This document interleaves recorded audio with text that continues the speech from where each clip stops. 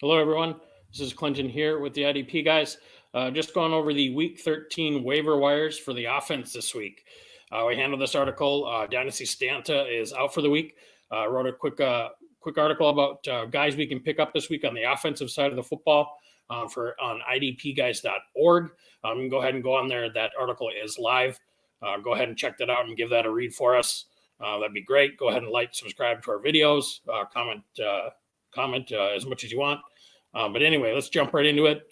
Top ads this week for the offensive side of the football. Obviously, we're looking at Alexander Madison this week. Dalvin Cook is out or potentially out. Zimmer calls him day-to-day, but he's likely not going to play this week against Detroit. That's a great matchup for Madison.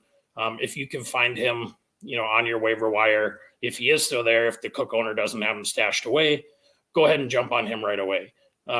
Same with Brandon Ayuk in San Francisco. He's a top ad this week. Those are probably my number 1 and number 2 targets this week.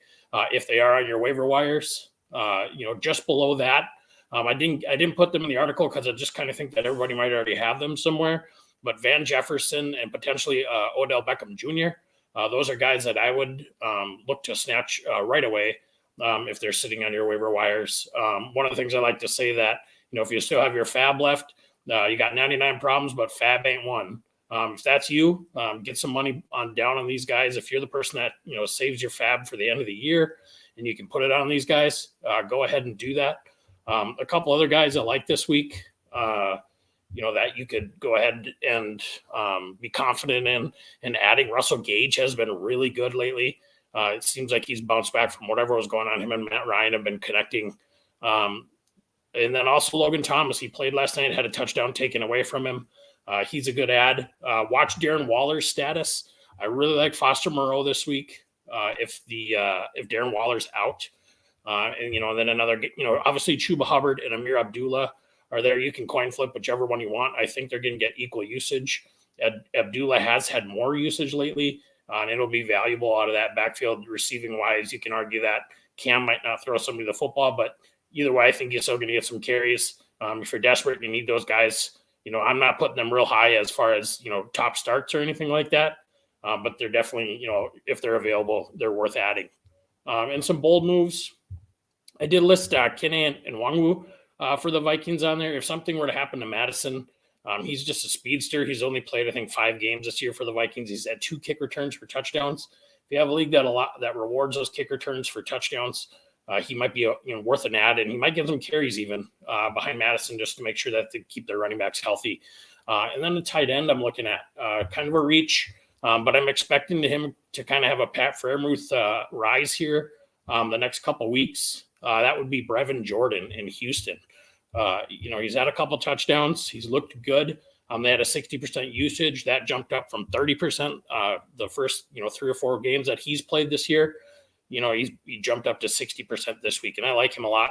One of those rookie tight ends that, it just seems to be coming together for him. Tyrod Taylor's looking his way. And another guy he's not so much of a bold ad, I don't think I really is, maybe more of a must add, and that'd be Kendrick Bourne. He's had 3 touchdowns in 3 weeks, 201 yards. Then also his catch percentage is great. That's one thing I like to look at is the catch percentage on a guy. They might not get a lot of targets, but if they're catching the ball every time and they're making the most of that opportunity, kind of like a Justin Jefferson last year, people talk down on that. But look, if you're catching the ball 3 or 4 times a game for 80 yards and you can get a score, you're a quality fantasy football play. A couple other stashes, we're kind of running to that, part of the year where you're really just taking a stab at a guy. In San Francisco, because Deebo Samuel's down, Juwan Jennings, he could be a nice add at the end of your roster. Cedric Wilson as well, if for something to keep happening to Cooper or Lamb. Those are guys that I'm looking at. Curtis Samuel got on the field a couple times last night. If he looks good at all and Washington continues to use him, that's a guy worth putting at the end of your roster. Guys, I'm not touching. Cam Newton, that was a flash in the pan. It seems like he doesn't have it anymore, I don't think.